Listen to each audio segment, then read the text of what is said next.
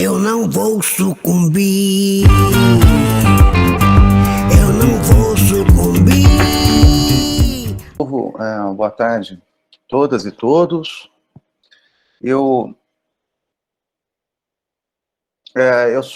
Acho que sou o primeiro antropólogo, né, a falar no curso, e eu acho que uma boa maneira era logo dizer a vocês. Vocês estão me ouvindo bem?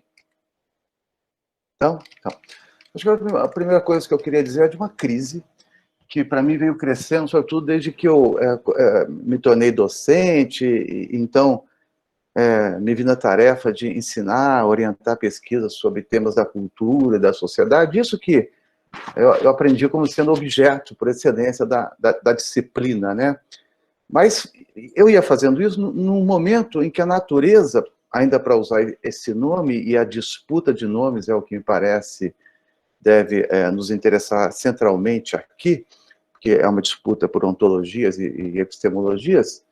Então, no momento em que cada vez mais a natureza já não se deixava mais permanecer ali como um pano de fundo, né, figurada como estoque de recursos, espécie de um background ou um cenário estável para o protagonismo da cultura, da sociedade, da política, do humano.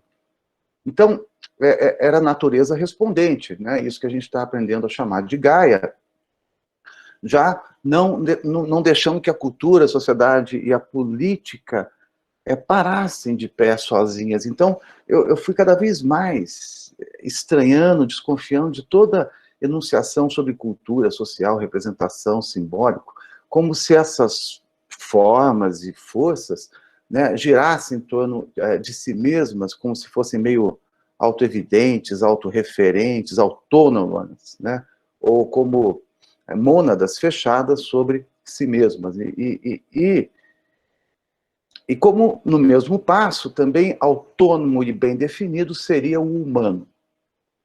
Então, para logo dizer uma tal noção estável de cultura, ainda que essa noção tem variações internas, históricas, a própria disciplina, né, mas acho que variações que nunca punham em causa a sua pertinência fundamental. Então, uma tal noção podia ainda funcionar mais ou menos bem, enquanto o seu polo oposto e constitutivo, isto é, a natureza, ainda se deixava manter mais ou menos estável. Então era, vamos dizer agora, né, a natureza do Holoceno, ela que desaguaria na natureza da modernidade, na natureza da política moderna e numa política da natureza modernista, que, para funcionar como funcionava, embora nunca sem multiplicar exceções, né, ela devia ser desanimizada no plano oficial, público e visível. Os não-humanos da natureza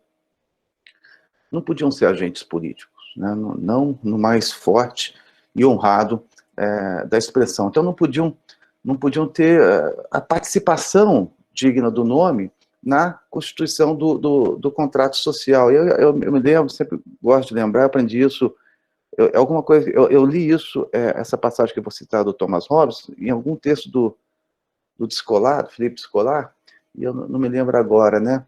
Mas é uma passagem do Hobbes no Leviatã, que é uma variante mítica que dá origem à sociedade pacificada, né? Ao Estado, ao direito, e mesmo ao humanismo ao qual nós prezamos nos atar, né? E o Hobbes diz lá, então, que, eu cito, é impossível pactuar com os animais, né?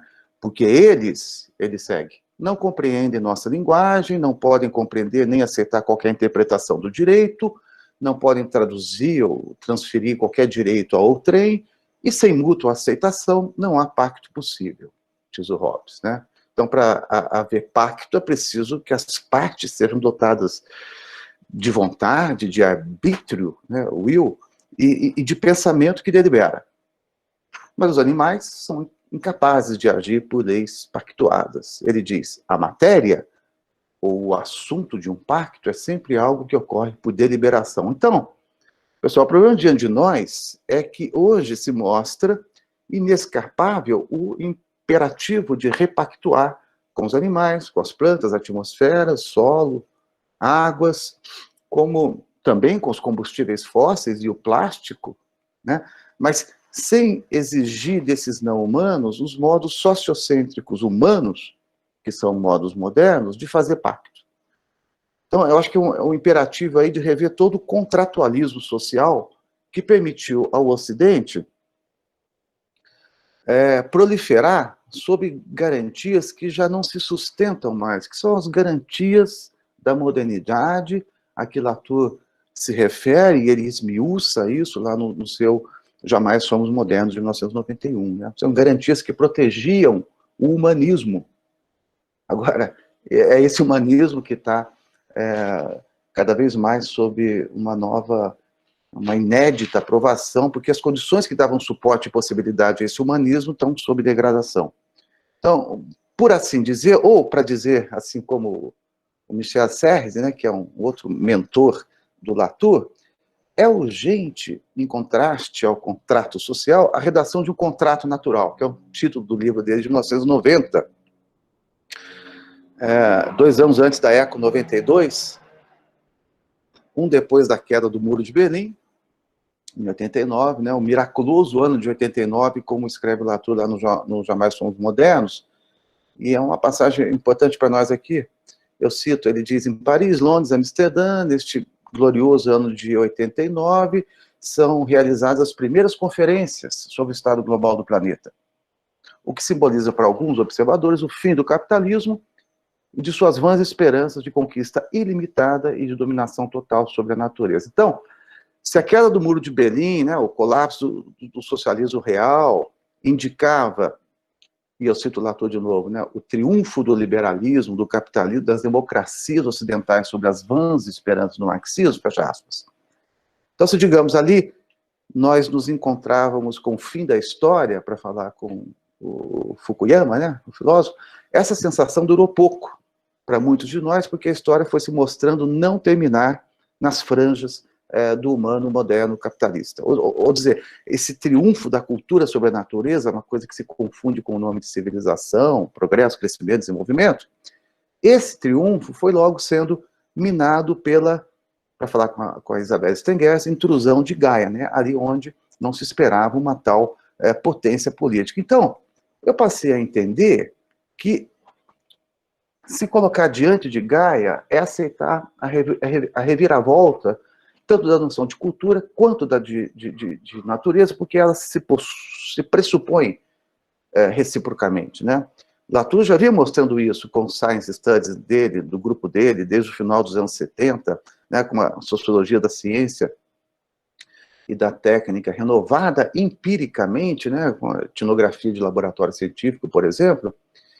E eu diria que a partir dos anos 90, ele, Latour, passa a encarar as reviravoltas desse dualismo cultura e natureza, investindo atenção nessa sua antropologia dos modernos, no problema das mutações ecológicas. Então, eu acho que, mesmo, esse é até o caminho recente do Eduardo Viveiros de Castro, né? Digamos, relacionar ameríndios a Gaia, como Latour relacionando os modernos a Gaia. Então, digamos, Latour passa do foco de uma antropologia da ciência para o foco de uma antropologia da natureza, mas uma e outra são faces, né, de uma antropologia dos modernos.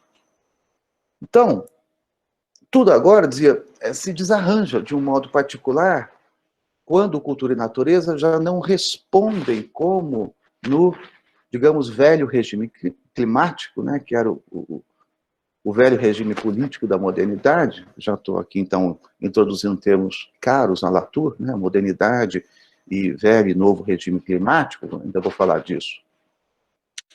Então, o que é a cultura? O que é a natureza se nós aceitamos nos ver como jamais tendo sido modernos? A modernidade dependia, ou depende ainda, né, como para os negacionistas, não apenas da distinção entre natureza e cultura, ou natureza e sociedade, mas de um arranjo muito esperto, né, desse par de oposição, natureza e cultura sendo tomado como opostos para serem compostos livremente, conforme o argumento do Latour sobre os modernos, né? Então, eu ainda vou falar um pouco mais dessa arquitetura intelectual e prática da modernidade, segundo o Latour, daqui a pouco, que eu acho importante para compreender inclusive essas conferências que a gente tem como objeto hoje, né? Então, mas eu quero ainda falar da crise, né, a que eu me vi enredado, né, essa que tomou forma muito clara, se consolidou quando eu entrava em sala de aula para ensinar, mas também quando eu escrevia, quando eu orientava, o ferramental já não servia. E eu, de repente, me vi sem meios para responder a essa crise, né, responder a alunas e alunos que vinham com, digamos, gaia nos olhos, sabe? Ou, pelo menos, é assim que eu procurava ver neles e nelas. Então, eu precisava de novos aliados, novas autoras e autores, companheiros, né? Porque, e que também, cada qual, a partir da sua ecologia disciplinar, ecoasse esses incômodos, né? Foi daí minha aproximação com o Bruno Latour, que é filósofo, né, de formação, né? Mas como também da Stengers, que é química, e que depois se tornou filósofo da ciência. Me aproximei também da Donna Haraway, que tem formação em biologia, que se tornou filósofa, e do Eduardo Viveiros de Castro, né?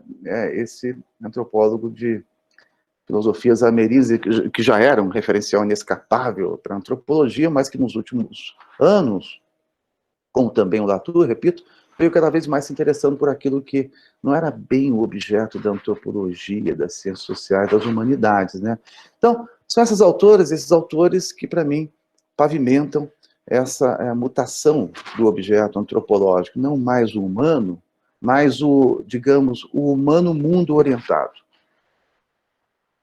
Não mais a sociedade ou cultura, mas o coletivo, como no vocabulário do Latour, coletivo que é composição, é a composição a cada vez composta de distintas potências de agir, humanas e não humanas. Então, com esse rol de autores, eu acho que a gente tem aí um convite para procurar correspondências entre as mudanças ecossistêmicas, como as climáticas, né, e as mudanças epistemológicas nas humanidades, como na antropologia. E daí a gente ter que, de algum modo, trair a nossa formação, né? Digamos, conjurar o humano do humanismo moderno, ressituar o humano, isto é, o moderno, no mundo, né? Já não mais humano, nem moderno e nem mundo. Então é uma guerra mesmo de figurações ontológicas ali, em disputa, não é? Então, essa agenda mais ou menos recente, acho que ainda minoritária na minha disciplina de formação, acho que mesmo nas disciplinas afins da humanidade, né? Ela não fez parte da trajetória da minha geração. Era quando muito marginal, periférica, nunca o sumo daquilo que a gente devia aprender e ensinar. Então, o que fazer com essa nossa formação que já desde as primeiras lições nos apresenta o humano diante do mundo humano destacado do mundo, né? Como derivando numa esfera própria, autorreferente, largamente autônoma, né? Humano e natureza, digamos, já prontos um para o outro. Era preciso se valer de outros antropólogos e antropólogas, e mesmo, se não até, sobretudo, de autores de fora da antropologia, como esses que eu acabei de citar. E que fazer isso seria contrariar, né, a nossa particular disposição humanista, cuja contraface dá naquilo que, por exemplo, o Antônio Bispo dos Santos, né, o Nego Bispo, que é um poeta de liderança quilombola no Piauí, chama de cosmofobia.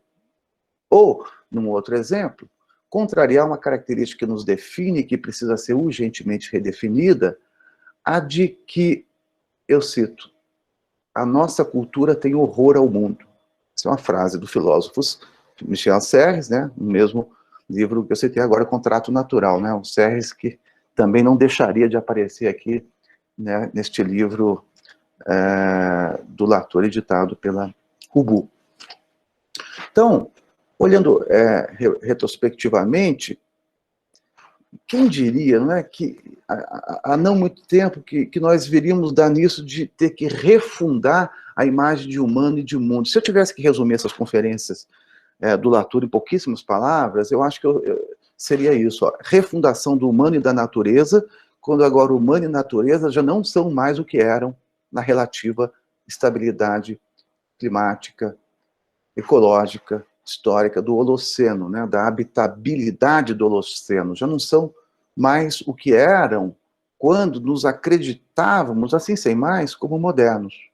Então, reconhecer outras figurações ao humano e ao planeta, eu acho que é a exigência de quem aceita enfrentar, se colocar diante de Gaia, né?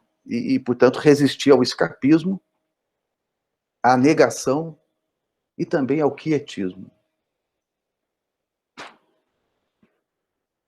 Mas o ponto é que, se não revermos com a devida radicalidade essas imagens, esses conceitos, rever os modos como da figuração encarar o real, não haverá como sugerir e apontar, junto à sociedade civil ou política, as profundas transformações que essa nossa geração deve encampar, sobretudo as próximas, né? Isso como condição para que o céu não despenque de vez sobre nossas cabeças, né?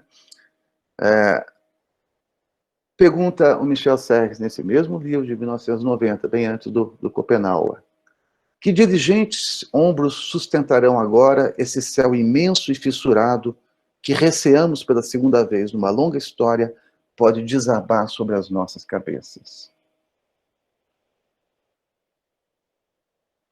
Então, seria preciso, de fato, dar um adeus ao humano e à natureza como condição para se aproximar da noção de povo no Latour, né? Povo da natureza, povo de Gaia, povo que não se confunde com população, né? Com um exército, ou reunião de pessoas, com os humanos entre eles, né?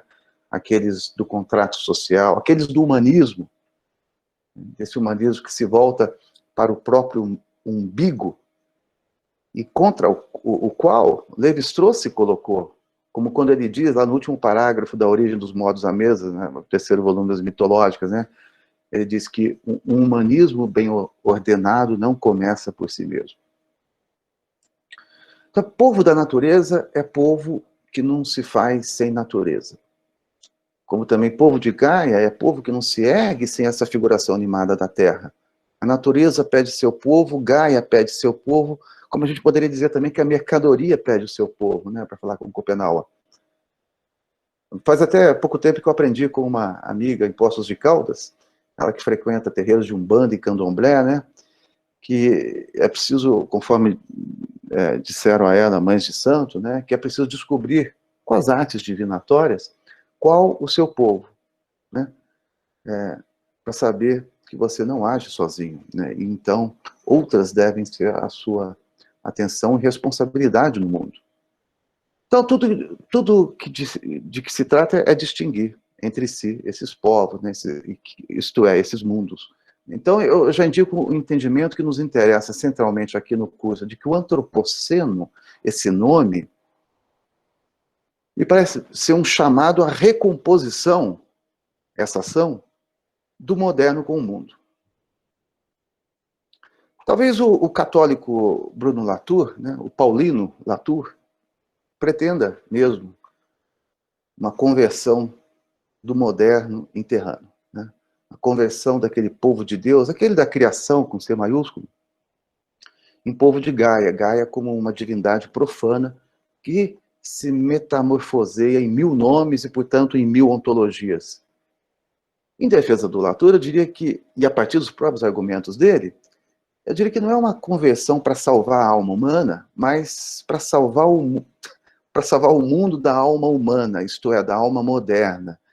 E aí é como no Evangelho de Mateus, que o Latour cita aqui na sexta conferência, página 331, né?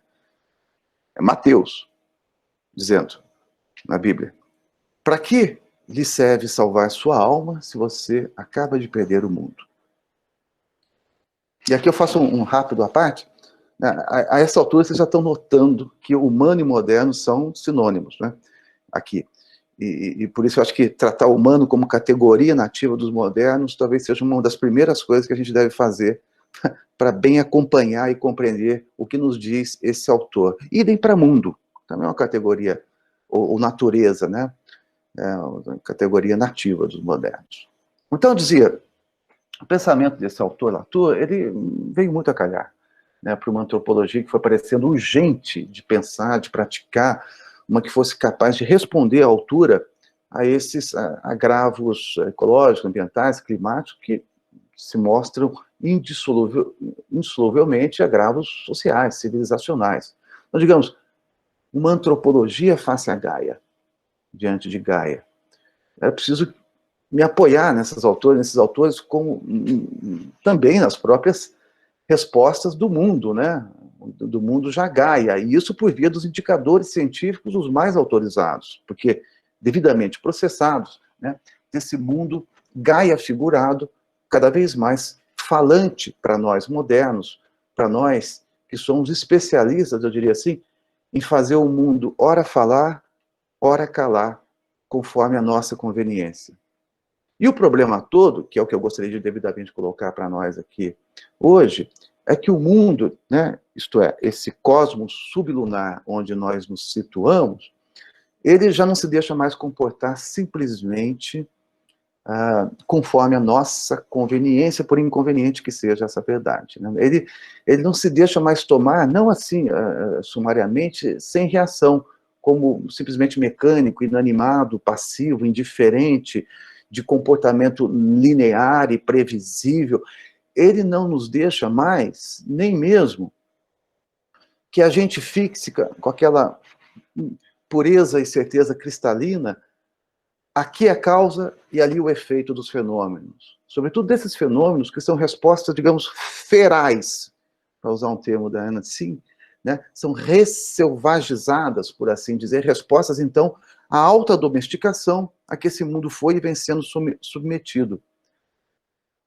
Então, como coloco Latour numa das conferências aqui do livro, né? Eu cito, nessa terra ninguém é passivo. As consequências selecionam, se é que se pode dizer, as causas que atuarão sobre elas. Fecha aspas. Então, figurar a Terra como Gaia, aceitar o novo regime climático, que é aceitar novos regimes políticos também, né? Levando a democracia para o mundo. Para esse mundo que já não se deixa mais aprender como mudo, né? Mundo mudo.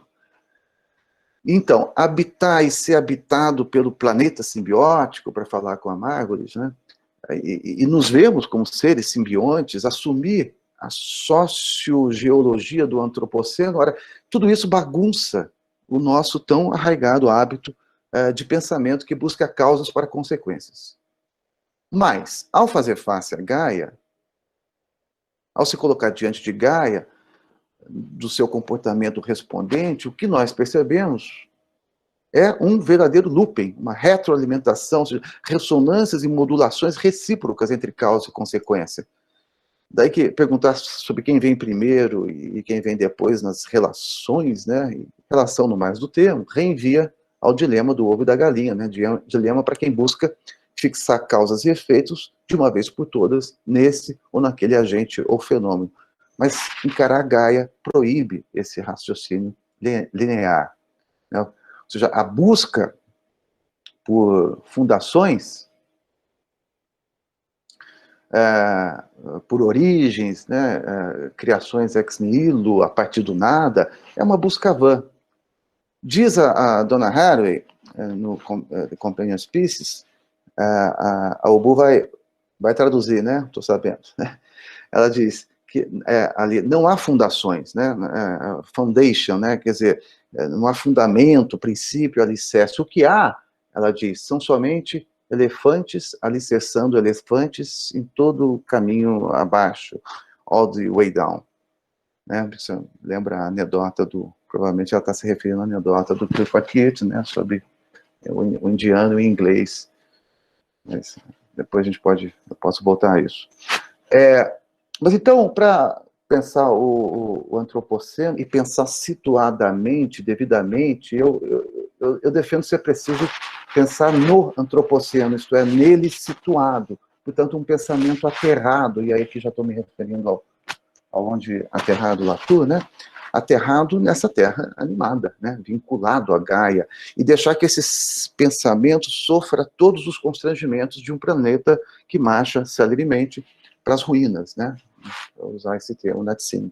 É um mundo que marcha para a extinção acelerada e volumosa de espécies. O problema de extinção de espécies não é senão um problema de escala e velocidade, porque extinções sempre ocorreram, claro, elas participam da própria geração da vida, certo? Imagino que o Pedro ainda vai falar sobre isso para nós, né?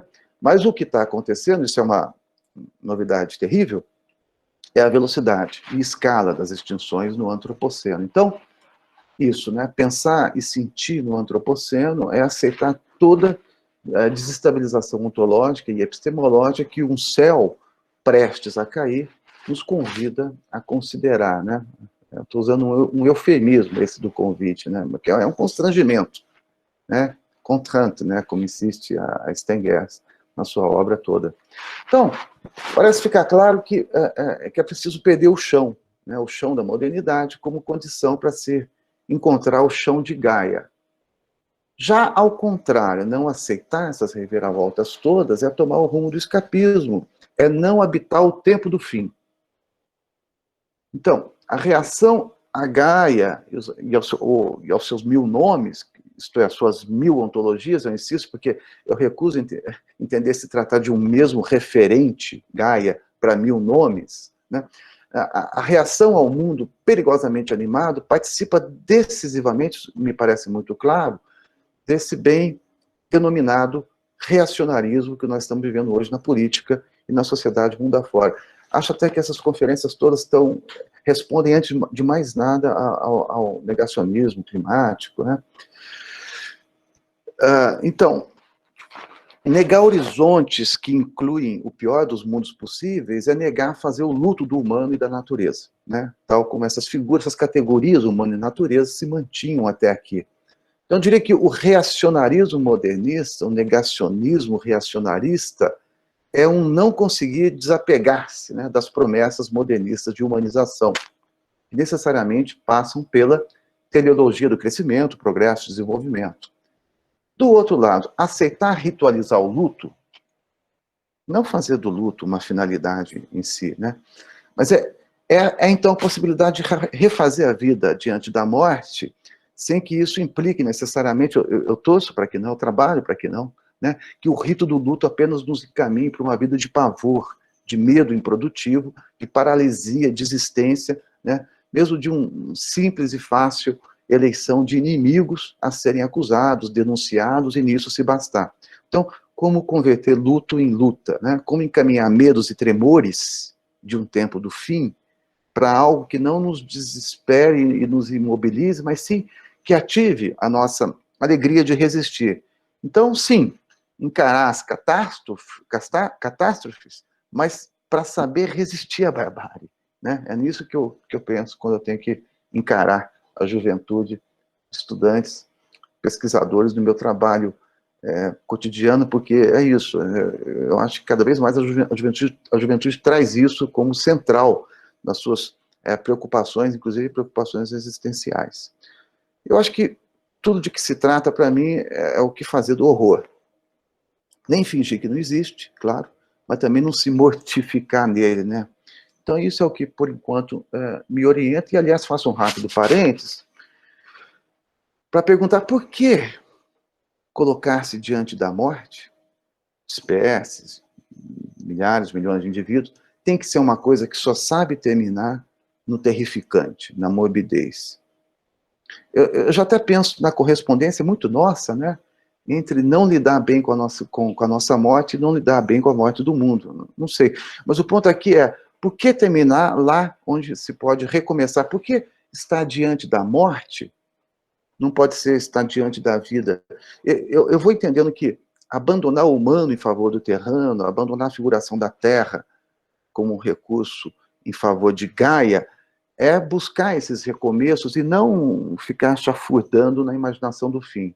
E, bom, nós temos onde encontrar, no plano do pensamento, das práticas, os devidos exemplos, como as devidas exortações que façam com que essa imaginação da morte, do fim, se converta numa imaginação da vida a partir das ruínas, para falar de novo com a Tsing, a partir do simbiótico, para falar de novo com a Margaret, das espécies companheiras, para falar com a Hari, a partir de Gaia, né, para falar com o Lovelock, com a Margaret, de novo, com Latour, com o Eduardo e a Débora Danovski. Então, fazer face à doença, do caso a doença do mundo, né, não é se entregar a essa doença, é converter sentimento e entendimento de catástrofe, de colapso, de finitude, em algo que nos ative, e não que nos desative. Mas acho que esse assunto também deve ter um tratamento à parte aqui no curso, com a aula do Renzo.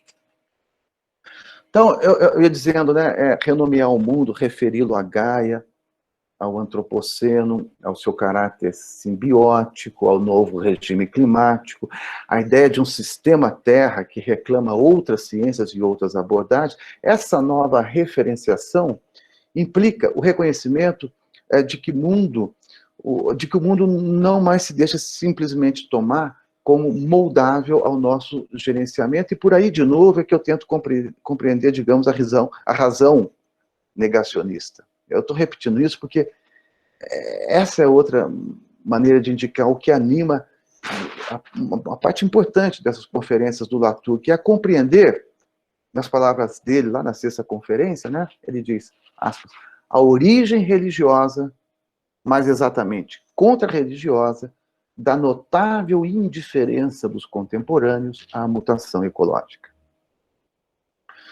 Então, eu diria que essa indiferença, que ele depois, se apoiando no autor, vai se chamar de desinibição, né, expressa o apego dos modernos, humanos, povo da natureza, e nas suas diversas versões, né, os escapistas, os quietistas, os reacionários, né, um apego, para falar agora com Isabel Stengers, né, e ainda sonhar os antigos sonhos, e por isso se tornam sonâmbulos, né, que é sonhar aqueles sonhos de liberdade e emancipação, sonhos que a nossa geração descobre isso com uma força inédita, né? Dependem, esses sonhos, de um modo parasitário de usufruir o mundo. Agora, reencontrar liberdade e emancipação nos vínculos, instruídos por um mundo respondente, eu acho que esse parece ser o nome do jogo, e cada vez mais. Mas claro que ali onde há mais vínculos a considerar, né? Por exemplo, considerar a pegada ecológica que você gera em cada um dos seus atos, né? Então, se você começa a fazer todas essas considerações no que você veste, no que você come, como você se movimenta, aí então tudo vai se desacelerar e alterar a velocidade modernista da produção da vida, dos indivíduos, da sociedade, da economia, dá um verdadeiro abalo em tudo que nós aprendemos sobre como ser livre e emancipado. Então, e é abalo, claro, no modo capitalista de compor gente e mundo. Daí, entender a reação a esse chamado por abandonar tudo que se tinha como porto seguro, né, o caminho do progresso, crescimento e desenvolvimento, mesmo que esse porto, né, esteja sendo inundado. Né. É uma guerra entre o plus ultra, né, o ir além, a conquista, etc., e o plus intra, que é esse aterrar, esse ir adentro da Terra, né? Então, eu acho que também a gente pode entender a demarche mais recente aqui do nosso autor como aquela que busca ritualizar a passagem geohistórica do Holoceno para o Holoceno, do velho para o novo regime climático, como também, e aí eu acho que de um modo mais politicamente propositivo, né, na passagem da natureza para a Gaia, do humano para o terrano, do modernismo para o não modernismo, se não mesmo, e para denotar agora ainda mais atitude, uma passagem a um contramodernismo, né, a uma contramodernização. E passagem, enfim, da guerra das ciências, quer dizer, aquela guerra entre o fundamento natural e o social da realidade, para uma guerra de mundos, uma guerra ontológica e epistemológica que opõe, digamos, os aterrados e os escapistas, né? Guerra entre uma Greta Thunberg e um Donald Trump, né? Só para dar dois ícones que parecem viver no mesmo mundo, mas definitivamente não vivem no mesmo mundo, eles disputam o mundo. E saber, enfim, diferenciar esses distintos mundos, esses distintos povos, né? Povo de Gaia, povo da natureza, como também saber bem distinguir a terra galileana e a terra lovelockiana, né? Quais aí podem ser os aliados, os inimigos? Eu acho que é bem isso que importa para o Latour no artigo para distinguir amigos e inimigos no tempo do Antropoceno, um artigo de 2013, publicado na revista Antropologia da USP, com a tradução do nosso Renato Stuttman, já em 2014. E nesse artigo diz lá o Latour, a direção não é para frente, plus ultra, que é a direção da modernização, né? Da teleologia do progresso, né? Até me lembro daquela música do Caetano, acho que é de 92, no disco Circulador, uma música incidental, né? Que se chama Americanos, né? Americanos são os velhos homens humanos chegando, passando, atravessando, são tipicamente americanos. Eu acho que isso é bem a imagem do plus ultra, né? E do moderno. E sim, Latour continua, para dentro, plus intra, de volta para casa, fecha aspas, ou seja, de volta para a terra. Ele fala lá, nesse artigo, né, de volta para casa, porque está comentando o filme Gravidade, né, e a astronauta que não consegue, não aguenta mais a falta de terra, a falta de gravidade lá no espaço sideral, e então, diante do sufocamento, ela se descobre como nunca antes uma terrestre. Terráquea, terrana, que é uma tradução para earthbound, né, que é uma palavra muito interessante para nossas questões aqui, porque ela justamente diz respeito a retomadas possíveis dos nossos vínculos com a Terra, né? Earthbound é o que, ou quem se atacha à Terra, que se move em direção à Terra, mas que também se restringe e se limita à materialidade da Terra, da singularidade, né, do seu espaço-tempo. Aliás, quando eu leio o título daquele artigo inaugural do Chakrabarti, que se referiu que foi o objeto da aula do Eduardo, né, Neves aqui, né, o clima da história, eu já não penso em outra coisa, né, a história tem clima para ser feita.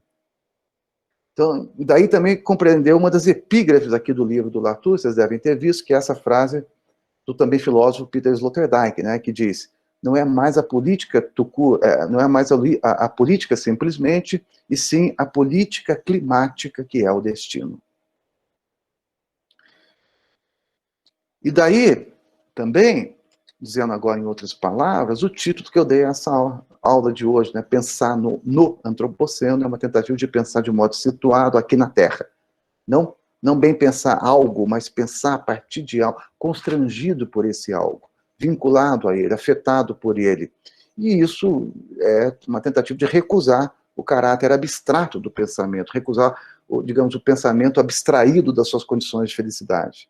Então, claro que pensar no antropoceno, situado no antropoceno, ou diante de Gaia, não pode resultar em nada parecido com pensar no Holoceno. E fazer essa virada do pensamento, eu acho que é tudo que conta agora, né? E saber declarar a guerra, a devida guerra que são elas. Então, Latour diz, nesse mesmo artigo que eu citei, que, eu cito, o estado de guerra é o traço definidor do antropoceno. Então, são guerras de planetaridade, né, para usar esse neologismo de que ele, Latour e o Chakrabarti se valem naquele artigo que a gente, naquele artigo que a gente já falou aqui, né, guerras de planetaridade são guerras por concepções e práticas de planeta, de fazer de planeta e de se fazer nesse planeta a um só tempo, né. Mas claro que, para declarar guerra, é preciso, né, divisar com nitidez amigos e inimigos, dar nome, reconhecer seus contornos, seus povos, seus mundos. E acho que é isso, né, que o Latour vai pouco a pouco fazendo aqui, né, à medida que ele vai progressivamente definindo Gaia. E daí caracterizar a natureza animada, a terra respondente, Gaia, a um só tempo imanente, porque tem a ver com as nossas ações, e dos viventes, e de tudo que existe, mas também transcendente. Ela é feita por nós e nos ultrapassa. Essas figurações que correm agora, portanto, a contrapelo da figuração do mundo como objeto independente de nós, derivando a revelia, a natureza conforme ela mesma. Então, isso nos leva a, por exemplo, recusar aquela face triunfante do Newton, né, que escreve lá nos seus princípios, hein, Pedro? Né, os princípios matemáticos de filosofia natural, que ele publica no fim desse século XVII, que é tão importante para o Latour, né?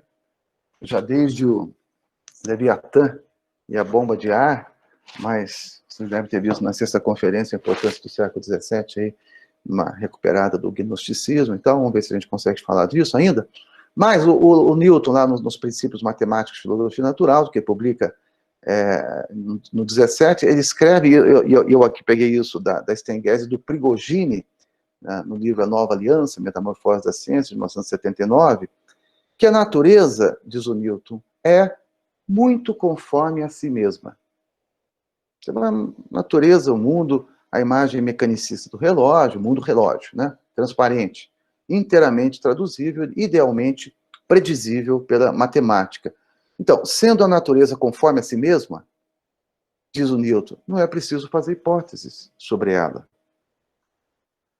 Como, por exemplo, hoje estamos, né, fazemos a hipótese Gaia, né, que foi feita nos anos 70, né, pelo Lovelock e pela Margulis, e que está sendo tão recuperada hoje, revigorada, desdobrada, por esses autores contemporâneos e autoras tão influentes. Mas eu dizia, para o Newton era preciso dispensar essa, digamos, poluidora ação de inventar hipótese para desvendar a natureza, porque o mecanicismo promete entregar a imagem da natureza, que se entrega por si mesma, transparente, e que aí se supõe ser ela, né? Então, bom, contra essa expulsão da especulação filosófica, contra essa imagem da identidade natural autorreferida, a natureza tomada conforme ela mesma, e não conforme a relação que a mobiliza, que a encanta, desse ou daquele jeito, para esse ou aquele fim, contra isso, um Gabriel Tarde, filósofo, sociólogo da passagem do século XIX para o XX, né, totalmente heterodoxo frente à ortodoxia da sociologia de Durkheim, seu contemporâneo. Então, contra, enfim, o sociocentrismo humano, o Tarde, ele, não à toa, o autor super recuperado pelo Bruno Latour, mas antes até pelo Deleuze-Guattari e também pelo Eduardo Vieira de Castro, o Tarde propõe, podemos dizer, que a natureza é conforme a relação. E por isso ele diz, eu invento hipóteses, né? Não sei latim, mas hipoteses fingo, né? Que é a hipótese dele de que existia diferir, um acento dele na diferença e não na identidade, e ele faz isso, portanto, em contraposição à famosa sentença do Newton, nos seus princípios, de que, diz lá o Newton, hipóteses não fingo, né? Eu não invento hipóteses. Então, eu estou fazendo essa menção à tarde só para indicar a pertinência do pensamento, né, intrinsecamente, radicalmente relacional para nós hoje, um pensamento esse que, nas suas várias vertentes,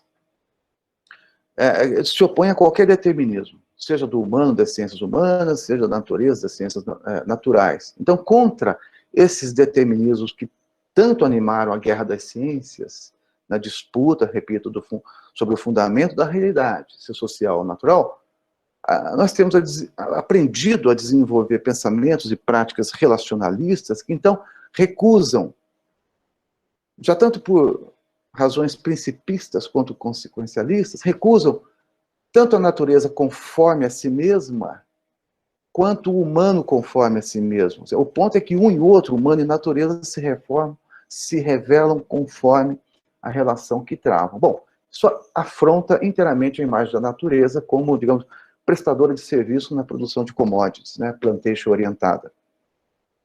Natureza ou mundo da res extensa, que, por contraste, estabelece a excepcionalidade do humano, desse humano, claro, segundo os modernos, né, esse humano, então, aparecendo como sujeito por excelência da res cogitas, né, da cultura, do espírito, da ação domesticadora. Ele, destacado no mundo por sua excepcionalidade humana, que se refere a Dona Harry.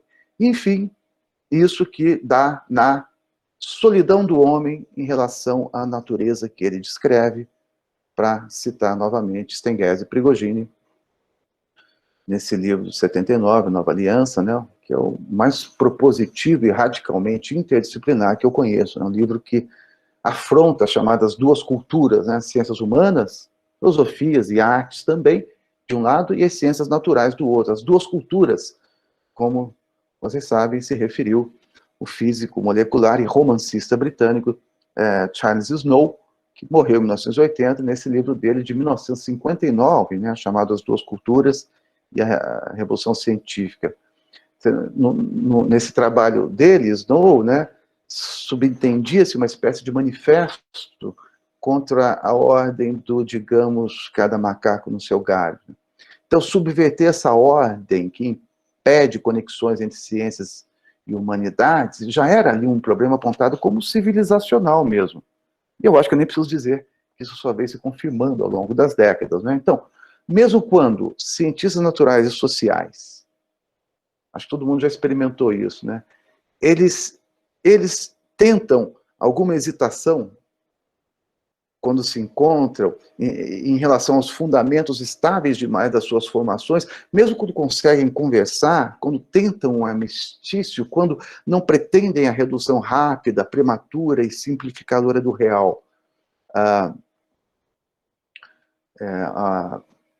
Seja o naturalismo, seja o sociologismo, mesmo, digamos, quando eles depõem as suas armas e se abstêm de ridicularizar o outro lado, ainda assim, o fosso entre uns e outros permanece muito difícil de transpor, né? E o diálogo mais bem intencionado costuma resultar, no mais das vezes, em diálogo de surdos. Mas vencer essa nossa surdez recíproca é uma tarefa obrigatória se nós queremos, como devemos, responder às respostas de Gaia. Porque essas respostas dela, respostas que atravessam e articulam todos os domínios do conhecimento, como também mobilizam teologias, né? Essas respostas de Gaia, ou respostas do sistema Terra, né? Para quem acha que é muito hippie falar em Gaia, né? Exigem de nós também os devidos atravessamentos, as devidas articulações disciplinares. A doença do mundo é sistêmica e a terapêutica e a cura também não podem ser diferentes. Eu acho que um modo bom de enunciar o enfrentamento Gaia pode ser com uma formulação que eu proponho assim, né? Tudo de que se trata é articular os lugares de fala às falas dos lugares. Então, fazendo vazar desse jeito a alteridade para além dos humanos. O Latour diz em algum momento, né, a natureza como grande outro, né? Então, para além dessa noção já obsoleta de sociedade, que é aquela que nós herdamos, tão antropocêntrica do Durkheim.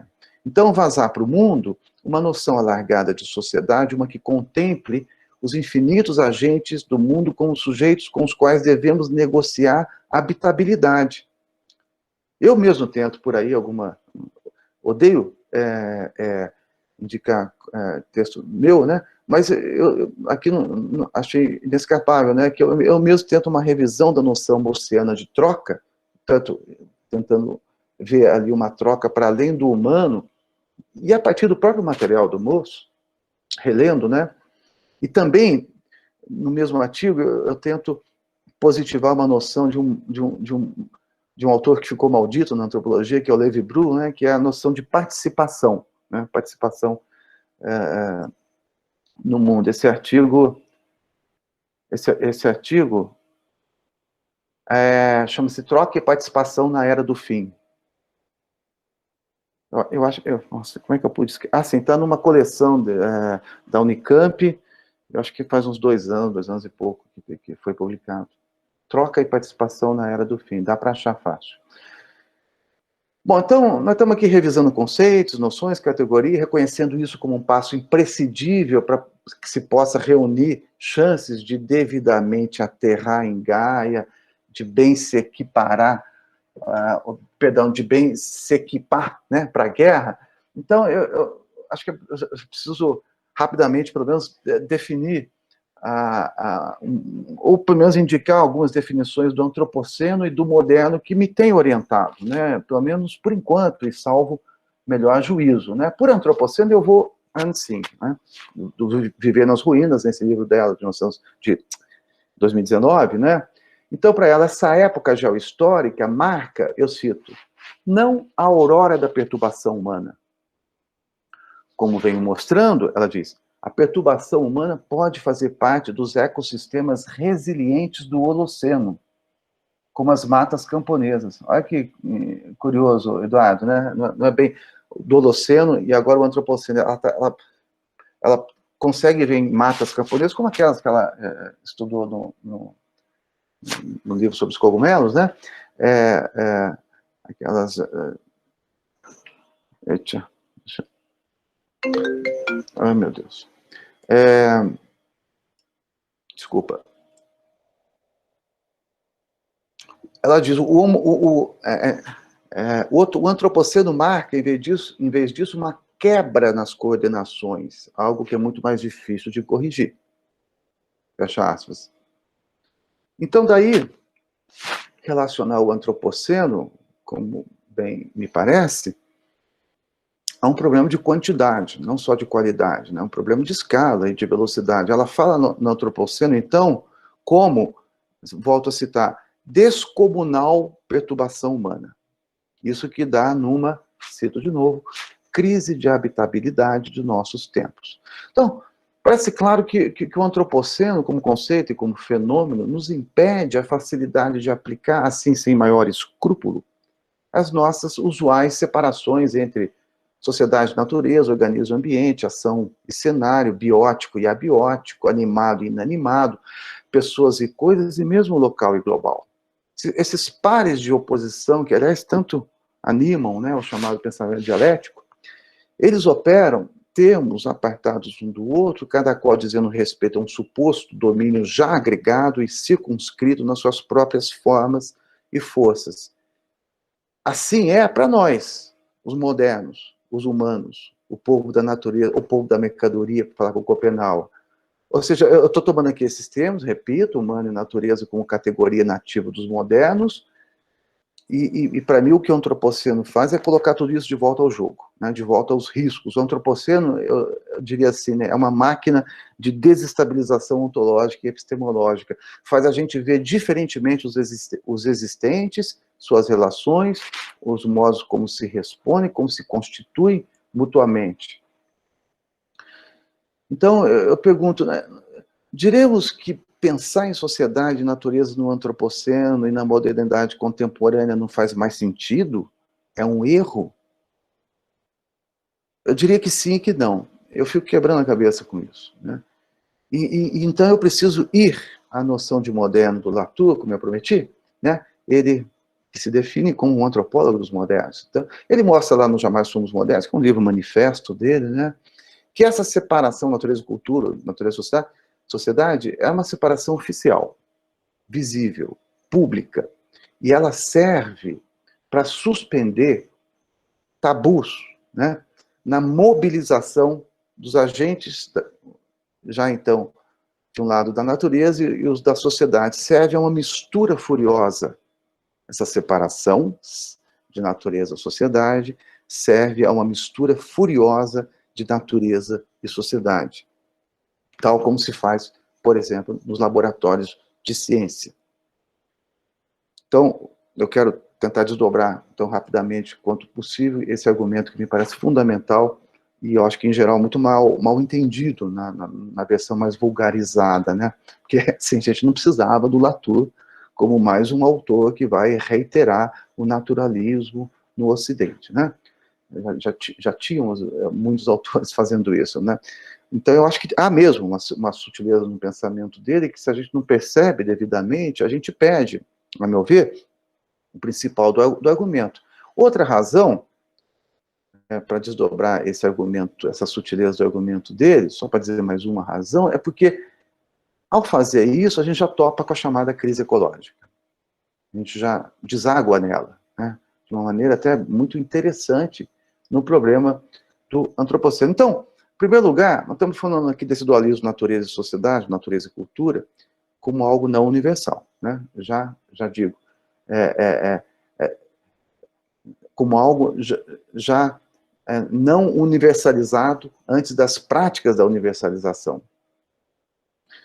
Mas sim como algo próprio dos modernos, no Ocidente ou fora dele. A gente está falando que esse dualismo pelo menos como ontologia, como eu entendo, ele se desestabiliza quando agora o humano não se define mais pelo contraste com uma natureza inumana. Então, o que pode ser desse sujeito quando o antes tido como objeto se mostra o que sempre foi, isto é, não menos sujeito? Né? Só pode ser natureza sujeito, isso que a gente ainda está aprendendo a nomear como Gaia, como sistema Terra, planeta simbiótico, etc., e os mil nomes, né? Só pode ser sujeito essa natureza que responde, e não raramente de modo imprevisível, né? De modo perigoso, excessivo. E daí a pertinência da frase desse filósofo pragmatista, outro mentor do Latour, mas também da Stengers e de outros, né? Que é o William James, que está aí na epígrafe do livro, né? Que ele diz: a natureza não é senão o nome do excesso.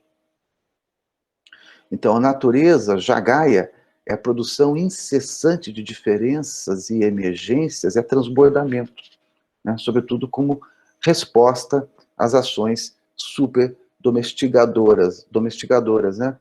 Então, é difícil não pensar nas pandemias virais aí, né? Essas que já ontem e hoje, certamente amanhã, responderão pelos avanços desmedidos e globalizados dessa alta domesticação de espécies confinadas e pela não menos perigosa aproximação despudorada, desimpedida de espécies selvagens, né? Junto a espécies selvagens.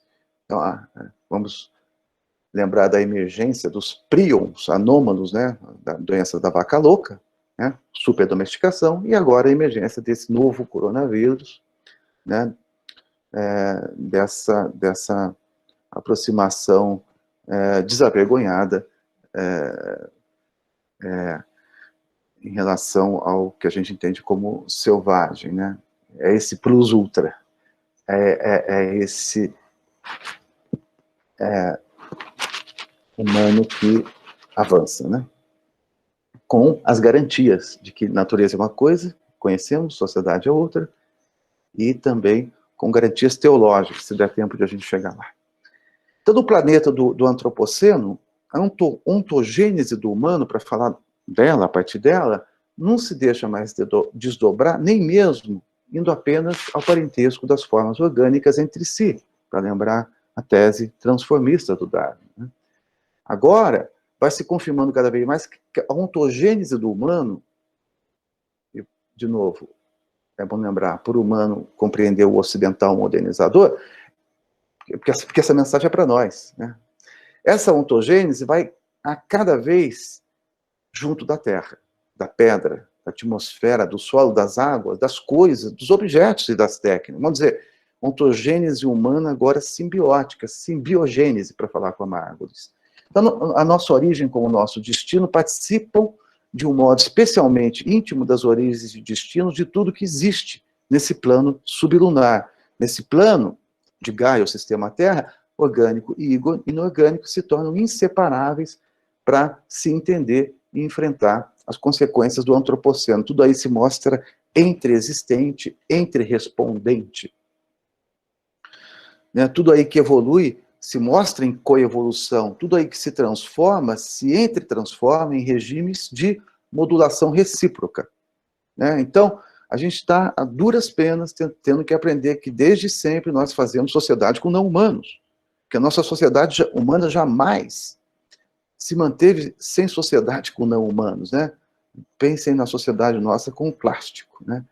A gente já não passa sem os vários tipos de plástico. A gente já não vive sem eles. Vamos falar a verdade, né? Eles nos permitem viver tal como a gente vive, ao mesmo tempo que nos asfixia por todo lado, nos polui o mundo, pondo em sério risco outras sociedades com não-humanos. Daí, não ser simples ou fácil lançar acusações e manifestos contra o plástico, por exemplo, porque isso que nós chamamos de sociedade não para de pé com a expulsão abrupta dos tantos polímeros com os quais vivemos, né? Então, acusações, denúncias purificadoras como essa, eu acho que não nos ajudam, porque elas partem da purificação entre o humano, como se houvesse uma tal existência em si, autônoma, livre, independente, desde sempre, e o mundo, como um ambiente lá fora, com o qual seria preciso estabelecer regimes de troca dignos do nome. Então, por aí vocês veem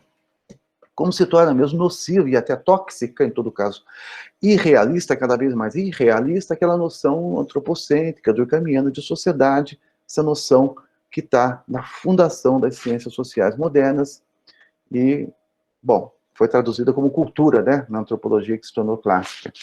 Então, vocês vão notando que a contrapartida que permitiu, ou ainda permite, a concepção modernista de natureza é o domínio da cultura ou sociedade, uma serve de parâmetro e contrapeso à outra, elas se entre e definem.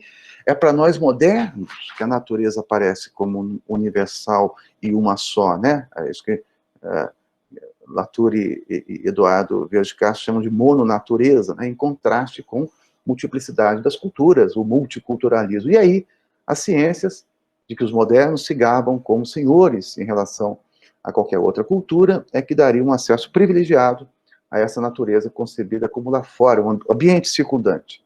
Isso tem muitas consequências para a nossa identidade e alteridade, como eu comecei a indicar, e daí que enunciar esse dualismo natureza e sociedade, de partida é já, repito, enunciar o nosso excepcionalismo, nosso antropocentrismo, né, nossa suposta ou pretendida centralidade no cosmos, afirmação que se pode lastrear, como sabemos, em textos bíblicos, tanto quanto em científicos e humanísticos, né? Senão, notem, né, todos os não humanos, como todas as espécies animais e vegetais, todo ente mineral, tudo que existe e que nós reduzimos ao material e mecânico, tudo que existe de orgânico e inorgânico, em estado bruto ou já manipulado em objetos e técnicas, tudo isso nós chamamos de natureza, né, porque respondem a leis naturais, né? E do outro lado da cerca desse dualismo é que se situam os humanos. Coisa doida de pensar, né? A gente tem esse binóculo, né? Esse bifocalismo, né? Natureza e sociedade para ler e manipular a realidade. Só que a sociedade somos nós e o resto é a natureza, né? Eu acho esquisito isso, cada vez mais, né? O suprassumo da cultura e da vida social sendo o humano, né? Então, eu estou aqui indicando muito rapidamente uma ou outra das tantas narrativas sobre esse dualismo natureza-sociedade da tradição moderna ocidental, que são versões da nossa mitologia, né? Para alcançar o sentido de moderno, segundo Latour dá ao termo, né? Modernos são aqueles que operam a vida, a realidade, a partir desse grande divisor natureza e sociedade, de modo a que o real se mostra cindido, né? É a bifurcação da natureza, a que se refere o filósofo Alfred Whitehead, né? Que é outro mentor importante para o Latour, para Stengers e para Harvey, né? Então, o real se mostra cindido entre esses dois domínios, né, as qualidades primeiras e as qualidades segundas, para que se possa, e esse é o argumento do Latour, essa cisão, uma vez concebida, ela permite essa mistura indefinida, sem culpa, sem medo, sem moderação, porque essa cisão pressupõe de antemão que nós já conhecemos as formas e as forças da natureza e da sociedade. Portanto, nada iria nos surpreender nessas misturas. Mas é isso que a presença de Gaia, né, os registros do antropoceno indicam cabalmente que as misturas ultrapassam o que estava previsto. De novo, a pertinência dessa frase do James, né? Natureza é o nome do excesso. As chamadas mudanças climáticas, né, explicitam esse ultrapassamento, né? Essas são mesmo emergências, né? Aterradoras, né? No duplo sentido, né? De aterrador. Então, dizendo em outras palavras, essa que me parece ser a grande novidade do Latour em relação a esse edifício intelectual e prático dos modernos, esse edifício alicerçado, né, na grande divisão natureza e sociedade, né? Então, modernos são aqueles que, com natureza e sociedade, separam, misturam, descobrem, inventam a realidade, mas essa mistura que, para os modernos, e para que eles continuem a ser modernos, essa mistura não pode levar à confusão, ao indiscernimento entre natureza e sociedade, embora seja isso precisamente que o antropoceno, Gaia, sistema Terra, planeta simbiótico, novo regime climático apontam, não é? Mas os modernos, ao contrário, mostra o Latour, eles, ou nós, eles, vamos chamar assim, né? Para que a gente já se reconheça como povo de Gaia, os modernos puderam conceber e experimentar o real em alta escala e velocidade, fazer mundo com um furor desimpedido e moderado, sem proibições, sem recato e cerimônia, sem decoro, sem freios, nessas suas práticas científicas de mistura de natureza e sociedade, né, misturas de humano e não humanos, justamente porque eles contavam com a garantia de que natureza é uma coisa e sociedade é outra, garantia de que natureza e sociedade dizem respeito a distintas forças e poderes, distintos domínios, distintas casas ontológicas, cujos fundamentos, esse do natural de um lado e social de outro, não se confundem. Se confundirem, se, digamos, a atmosfera passa a figurar como sujeito, e, portanto, lançando respostas imprevisíveis, perigosas, então tudo se desacelera. E, de novo, um abalo na velocidade do modernismo é um abalo no próprio modernismo, nos seus pressupostos, na sua fundação, nos seus fundamentos. Já que eu falei da atmosfera, e nós, né, eu faço aqui um rápido parênteses, eu sempre gosto, inclusive porque vai dar um paralelo bonito aqui com o Latour, né? Fazer um parênteses sobre esse pronunciamento, vamos dizer, genuinamente terrano, né, que para mim articula com toda a força o lugar de fala e as falas dos lugares, né, como nessa formulação que eu propus, que é a declaração da liderança indígena Sônia Guajajara, nessa manifestação em abril de 2017 em Brasília, imediatamente reprimida, né, pela Polícia Legislativa. Ela diz assim: nós não somos os detentores da terra. Sônia Guajajara falando, pessoal. Não somos os detentores da Amazônia. Não somos os guardiões da Amazônia e da floresta. Nós somos a floresta. Nós somos a vida. Ou seja, interessante, porque essa declaração põe em continuidade e indissolúvel a floresta e os índios, né? A luta pelo ambiente e pela terra, a agenda climática junto com a agenda social, uma só luta que se torna assim, muito potente quando agora os não índios, né, vão forçosamente sendo convocados, isso como condição para a sua própria sobrevivência, a reagir contra a deterioração dos mais diversos biomas, já que aquilo que ocorre no distante repercute no próximo. Então, disse lá a Sônia Guajajara, nós somos a floresta. E diz aqui o Latour, numa das conferências, a atmosfera somos nós. Está na terceira conferência, justamente quando ele recupera os trabalhos da Lynn Margulis e do Lovelock, né? Cientistas que, desde a segunda metade dos anos 60, passam a desenvolver essa teoria que ficou conhecida como hipótese Gaia. Hipótese é a teoria que conta justamente com essa microbiologia revolucionária da Margulis, né? E com a química não menos inovadora do Lovelock, né? Que é a disciplina de formação dele, né? Antes também de fazer carreira em medicina. E o Lovelock foi quando ele trabalhou como consultor na NASA, eu acho que estava estudando química atmosférica, né, avaliando a possibilidade de vida em Marte, e que ele então desenvolveu com a Margulis essa hipótese de Gaia. Curioso notar, né, que foi como no filme Gravidade, né, foi fazendo face a Marte que o Lovelock, né, pôde então fazer face a Gaia.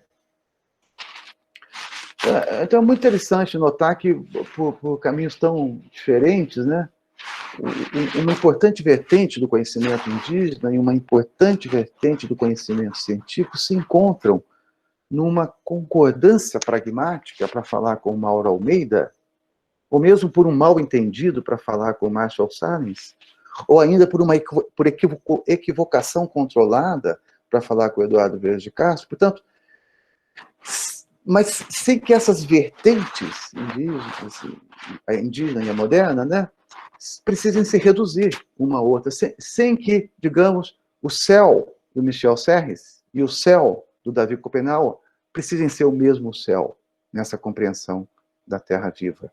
É como se cruzassem dois tipos de animismo, dando nessa compreensão, segundo uma ciência gaia, da retroalimentação entre o orgânico e o inorgânico, essa pressuposição recíproca entre o biótico e o abiótico, que torna esse mundo sublunar, né, algo único entre os corpos celestiais. Por isso, Latour falar, quase de modo jocoso, né, em objetos lovelockianos, né, pertinentes a Gaia e as ciências complexas, contra os objetos galileanos pertencentes à natureza e às ciências clássicas. Então, vocês veem, nós temos, né, por onde, com quem aprender, a incorporar a Gaia e a sua intrusão na política, a como compreender e lidar com o antropoceno, e como refundar as ciências sociais, para falar só delas, né, não mais a partir do humano, mas a partir da vida, como também da morte, né, mais e mais anunciada aí pelas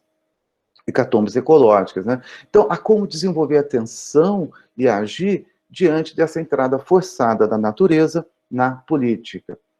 Agora, voltando uma última vez à definição laturiana dos modernos, para compreender, a gente compreender a nós mesmos, né? Isso com condição para uma passagem urgente a se fazer, essa pretensão do Latour, né? Essa talvez conversão que ele pretende, né, entre passagem de modernos a terranos, né.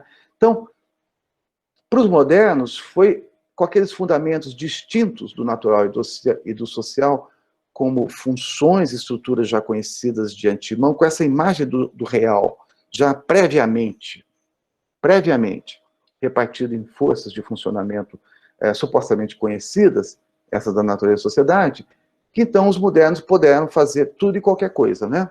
Sem precisar fazer face às consequências dessas misturas que, repito, surpreenderam os modernos, a ponto de constrangê-los até que, enfim, eles agora tivessem que enfrentar as consequências imprevistas e rebeldes ao controle desse modo de fazer mundo, né? Agora, então, a gente pode devidamente dar nome aos bois, né? Seguirão como modernos, tipicamente humanos, já podemos dizer, né? Situando esse humano, portanto, no seu lugar de fala, que é esse da modernidade. Então, seguirão como tais humanos modernos aqueles que, mesmo quando enfrentam as consequências acumuladas do dualismo da natureza e sociedade, eles as tomam, para falar agora com o jargão da economia, tá? Como externalidades negativas. Seguirão como modernos aqueles que recusarem fazer face à Gaia. A eles se liga uma teologia gnóstica das certezas. Diz que o Latour chama aí na sexta conferência de imanentização do transcendental na imanência da Terra. O Latour, sobretudo aqui com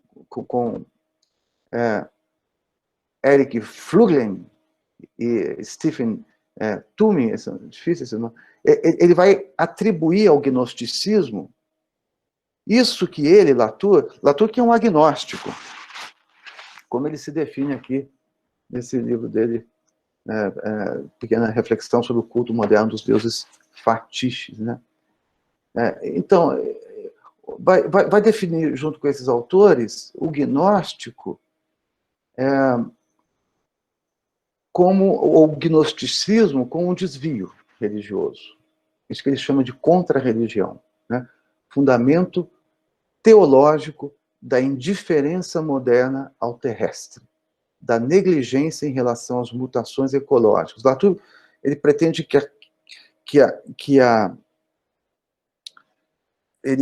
ele entende, na verdade, que a contra-religião modernista, tão alicerçada nesse gnosticismo, tem por princípio e efeito negligenciar o mundo aqui embaixo, imanentizando nele o idealismo do mundo lá de cima. Acho que isso eu entenderia como, depois Pedro pode falar, né, de uma transcendentalização clandestina, né? E ainda fazendo o pior que se pode fazer com o caráter apocalíptico dos tempos, né, que é recusar trazer o tempo para o presente. Então, é negligenciar o tempo do fim com o fim dos tempos, né?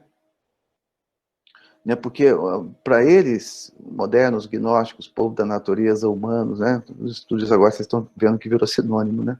O destino já estaria dado. Os modernos já vivendo no pós-apocalipse.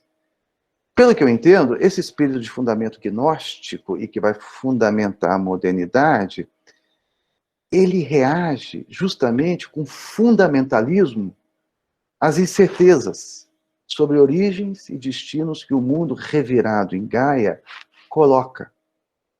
Aonde há uma tal reviravolta, reaparece o medo da guerra de todos contra todos. Cito Latour nessa conferência: por medo da violência, nós nos refugiamos na certeza.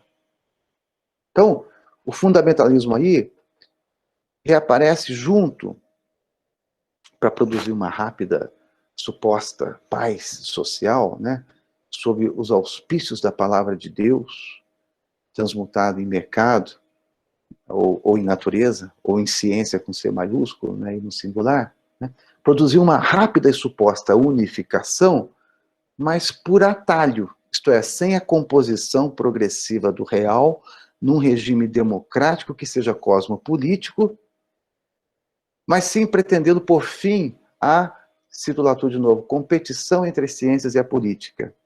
Ele diz: é o estranho projeto de trazer o paraíso para a Terra. Então, portanto, um projeto que impede os modernos gnósticos orientados, né, a aterrar na Terra. E por isso, o Latour pretende que Gaia, isto é, essa nova historicidade, essa nova distribuição de potências de agir no mundo, ela livre os modernos do dogmatismo naturalista e dos dogmatismos religiosos também, o que não é se livrar do naturalismo e das religiões, né? O que ele parece querer livrar é a ciência e a fé das certezas indiscutíveis. E, por contraste, terranos serão, né, terranos, os amigos da hesitação e das incertezas, da prudência e do cuidado, né, aqueles atentos a uma arte das consequências, para falar com a Stengers, num livro dela ainda não traduzido, né, serão terranos aqueles que aceitem encarar H e encarar, portanto, a participação antrópica nas catástrofes, participação no sentido antropológico, né, nas catástrofes, nas ameaças, nos perigos, nos constrangimentos dessas desordens chamadas ambientais, climáticas, ecossistêmicas, que, inevitavelmente, põem abaixo a pertinência dessa separação ontológica de natureza e cultura, mas eu diria que é preciso, é uma questão que eu coloco para a gente pensar aqui, né, que uma coisa é uma separação ontológica, natureza e sociedade, outra coisa é uma separação metodológica. E acho que a gente precisa triar isso daí, para não, como se diz, né, jogar fora o bebê com água de banho. Então, porque, né, se a gente pensa, nós precisamos dessa separação metodológica entre ações humanas e ações não humanas, inclusive para poder reconhecer, digamos, o aquecimento atmosférico. Mas isso é uma questão para nós pensarmos aqui, se o que eu estou colocando faz sentido para vocês, porque simplesmente dizer, o antropoceno acabou com a distinção natureza e sociedade, eu acho que termina onde devia começar. Então, seremos terranos se desenvolvermos, cultivarmos saberes e vínculos que respondam ao novo regime climático, e nesse mesmo ato é que se abre, então, o ensejo de novos modos de fazer política, porque já não dá mais, a não ser para o reacionarismo modernista, né, não dá mais para fazer política sem essa natureza reanimada no antropoceno, não dá mais para fazer política sem cosmos, e é isso, eu acho que é o sentido forte da noção de intrusão de Gaia, da Stengers, né? E, portanto, isso vai dar na ideia de abrir o parlamento político à perspectiva das coisas, perspectiva dos não-humanos em relação às consequências das composições que nós tecemos com eles. E isso dá no parlamento das coisas, que está lá no Latour do Jamais Somos Modernos, depois no Latour também, extensamente, detalhadamente, no Latour do Políticas da Natureza, que é um livro de 1999. Né? É uma espécie de segundo Jamais Somos Modernos. Né? Então, com isso, nós vamos aprendendo, e de uma nova maneira, que os laços entre pessoas não se fazem sem as coisas, que o humano não se faz apenas de humanidade, que mesmo os direitos humanos não se sustentam sem os direitos de não humanos. Então, vai ficando cada vez mais inverossímil mesmo narrar história de humanos sem história de não humanos. Né? Ambas intimamente emaranhadas, de um tal modo que nenhuma e nem outra assumem a função fixa de sujeito que move a ação ou de objeto que é movido pela ação. Humano é mediador de não humano e vice-versa. E nesse tópico, o ponto para mim entre os mais importantes é que defender populações minoritárias, como os índios, implica defender floresta, terra, atmosfera, ambiente, implica, portanto, defender não apenas, como se já fosse pouco, né, os índios e seu ambiente, né, ou sua ecologia, mas defendê-los já é, muito claramente, defender os não índios. Né, defendê-los é nos defendermos, e aqui, portanto, não há brecha alguma para se encarcerar a defesa dos índios na chave da tolerância, essa maldição, para falar com a Stengers. Né? A tolerância é função do multiculturalismo, por sua vez, função do mononaturalismo, daí uma certa fraqueza hoje de limitar a luta dos povos minoritários, como os indígenas, à sua cultura. Muito mais sensível aos brancos será mostrar como a sociobiodiversidade não vai sem a cultura.